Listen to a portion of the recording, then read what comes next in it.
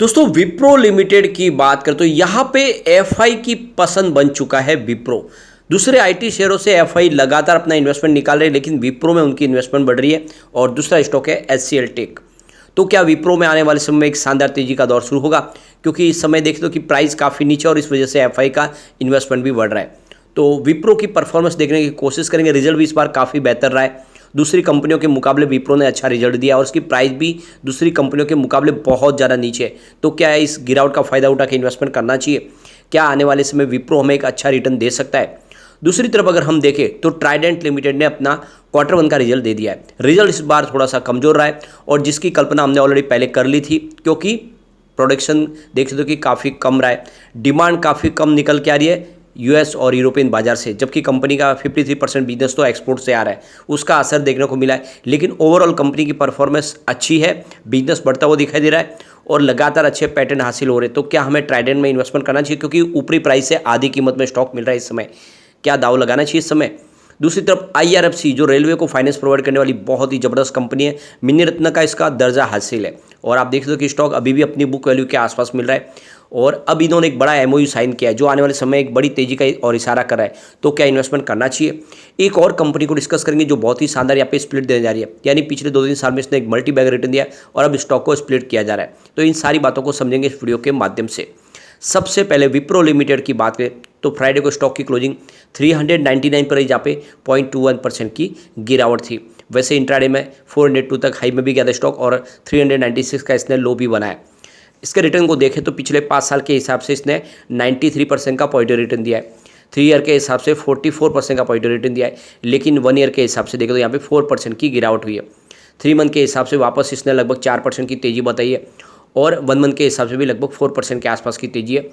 तो कुल मिला के देख सकते हो कि जिसने साल भर पहले निवेश किया उसको थोड़ा सा लॉस है, बाकी ओवरऑल इसका प्रदर्शन ठीक ठाक है। उतनी गिरावट नहीं हुई जितनी दूसरे आईटी शेयर में, जैसे कि इन्फोसिस वगैरह में साल भर में लोगों को नुकसान हुआ है।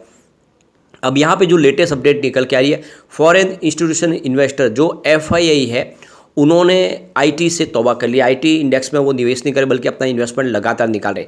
लेकिन 2 ऐसे स्टॉक है जिसमें उनका इन्वेस्टमेंट बढ़ रहा है और वो है विप्रो और एचसीएल टेक। तो देख सकते हो कि एफआई आईटी में से अपना इन्वेस्टमेंट कम करे और उसके पीछे वजह है कि ग्लोबल स्लो डाउन है और ऐसे में इस कंपनी आईटी जितनी है वो विदेशों में कारोबार करती है, उनका बिजनेस वहीं से आता है ज़्यादा करके। और उस समय देखें तो डिमांड कम होने की वजह से इन कंपनियों के कारोबार पे असर देखने को मिल रहा है। काफ़ी समय से वो अपने एम्प्लॉयज़ की सैलरी भी नहीं बढ़ा रहे। तो ये सारी जो बातें हैं, इस वजह से आईटी से थोड़ा सा मोह भंग हुआ है इस समय एफआई का। लेकिन फिर भी अगर आप देखें तो कुछ कंपनियों में अपनी इन्वेस्टमेंट वो लगातार बढ़ा रहे हैं। यहाँ पे अगर आप देखें तो इन्फोसिस से काफ़ी बड़ी होल्डिंग कम की है। 35.08% की होल्डिंग थी मार्च क्वार्टर के दौरान, जो 33.43% पे आ गई है। देख सकते हो कि इस बार जून क्वार्टर के दौरान तो काफ़ी होल्डिंग लगातार कम की जा रही है। यहाँ पे देख दो कि टीसीएस से भी होल्डिंग कम की है। 12.72% की होल्डिंग थी मार्च क्वार्टर में, जो 12.46% कर ली है। एल&टी टेक्नोलॉजी की बात करें तो 6.69% की होल्डिंग थी, जिसको 5.31% के आसपास लाए। और इसके अलावा LTI माइंड ट्री की बात करें तो 8.41% की होल्डिंग थी, जो 8.21% हो चुकी है।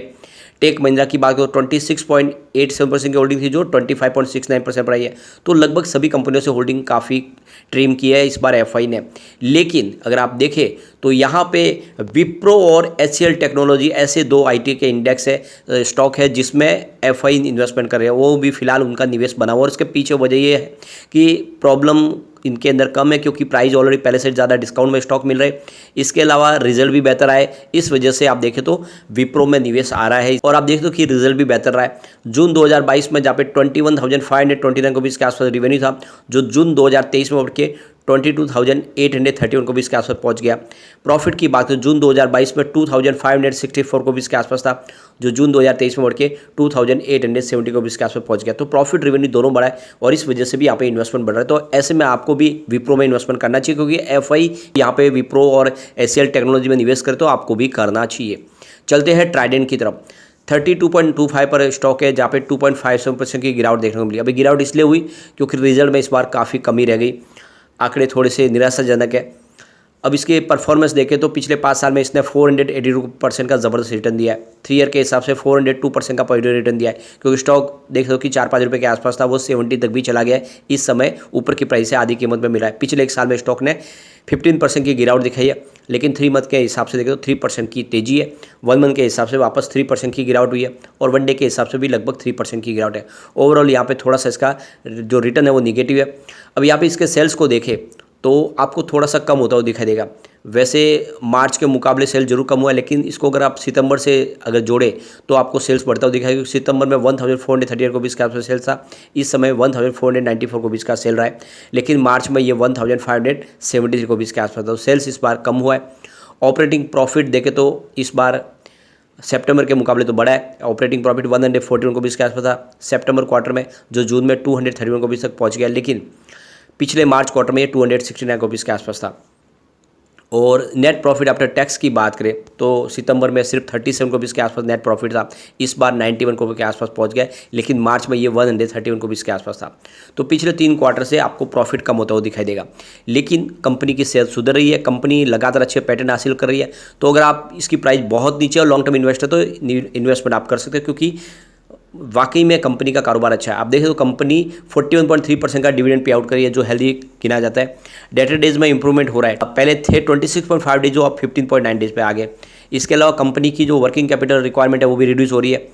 72.6 डेज है पहले, जो 45.7 डेज पे आ गए। तो ये आप देख ही सकते हो कि से बेहतर हो रही है कंडीशन। इसके अलावा FIDI ने अच्छी खासी खरीदारी की है।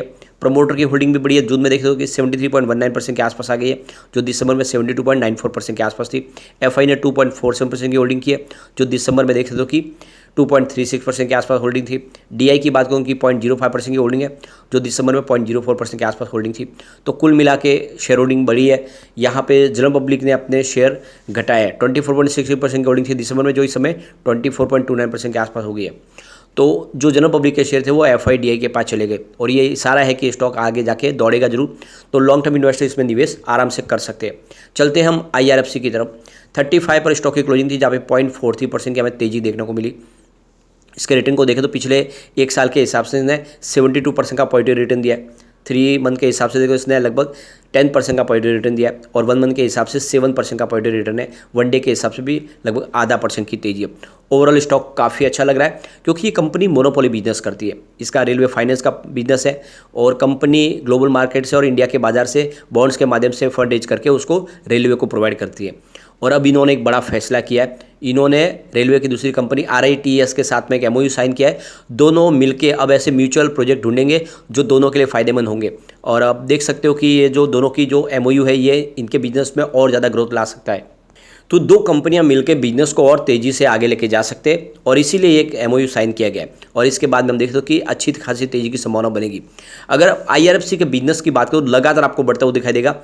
देख सकते हो कि 2019 में जहाँ पे 11,130 रुपीज़ के आसपास इनका रिवेन्यू था, वो 2023 तक बढ़ के 23,892 रुपीज़ तक पहुँच गया। बहुत ही ज़बरदस्त बढ़ा है। प्रॉफिट की बात करें तो वो भी लगातार बढ़ रहा है। 2019 में जहाँ पे 2,255 रुपीज़ के आसपास था, वो 2023 में बढ़ के 6,337 रुपीज़ के आसपास पहुँच गया। तो इससे बढ़िया बिजनेस क्या हो सकता है। ऐसे में लॉन्ग टर्म इन्वेस्टर के लिए बहुत अच्छा मौका है। खरीदारी करें, बहुत जल्दी 3 डिजिट में स्टॉक जा सकता है। अब चलते हैं उस स्टॉक की तरफ जो हमें बहुत ही शानदार स्प्लिट देने जा रहे हैं। तो यहाँ पे हम बात करें हैं Sharda energy and minerals limited की। 1872 पर स्टॉक है, जहाँ पे 3% की गिरावट हुई फ्राइडे को, लेकिन स्टॉक ने एक मल्टी बैगर रिटर्न दिया। 3 अप्रैल 2020 को ये 116 के आसपास ही था, 2-3 साल पहले। अब स्टॉक देखो 116 का, इस समय 1900 के आसपास है। बहुत ही ज़बरदस्त रिटर्न दे चुका है। सिर्फ पिछले 1 साल की बात है, स्टॉक डबल हो चुका है। 858 के आसपास स्टॉक था। तो आप देख लो इसका रिटर्न बहुत ही बेहतर है, और अब कंपनी ने फैसला किया स्प्लिट देने का। तो यहाँ पे देख लो कि कंपनी की जो ओल्ड फेस वैल्यू है 10 रुपीज़ की, उसको 1 रुपये में बदला जा रहा है। यानी आप समझ सकते हो कि आपके 1 शेयर के बदले 10 शेयर हो जाएंगे। और यहाँ पे जो इसकी एक्स स्प्लिट डेट है 4/8/2023, उसके पहले अगर आपके डीमेट अकाउंट में शेयर आ जाते हैं तो बिल्कुल आपको इस स्प्लिट का फ़ायदा होगा। तो इन्वेस्टमेंट आपको कर लेना चाहिए। लेकिन फ्रेंड, कोई भी इन्वेस्टमेंट करने से पहले अपने फाइनेंशियल एडवाइजर से बड़ी ले ले, या अपना खुद का रिसर्च करें, क्योंकि मैंने वीडियो आपके एजुकेशनल पर्पज़ के लिए ही बनाया। वीडियो पसंद आए तो लाइक से जो कीजिए और चैनल को सब्सक्राइब कर दीजिए। Thank you friend.